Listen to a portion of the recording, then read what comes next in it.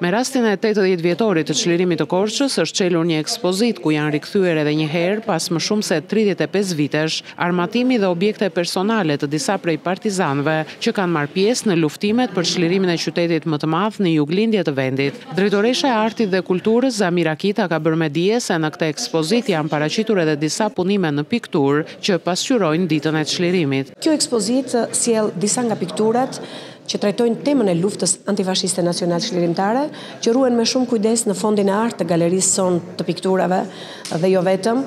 Guri i Madhi. Sipas Kitës, në fondin e galerisë së artit ka edhe objekte të kësaj periudhe, si dhe piktura të periudhës së realizmit socialist, të cilat do të ekspozohen së shpejti pasi interesi është mjaft i madh. Gjithashtu kemi dhe objekte, të cilat janë objekte të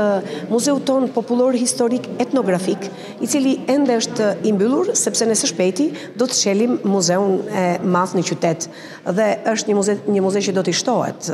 qytetit, një vlerë shtuar jo vetëm për turistët, por gjithë qytetarët e Korçës dhe qytetarët e Shqipërisë. Punimet e prezantuara janë të piktorëve të njohur korçar, Rafail Dembo, Roland Karanja, Habib Duro, Kristofor Naslazi e Sotiraq Sholla.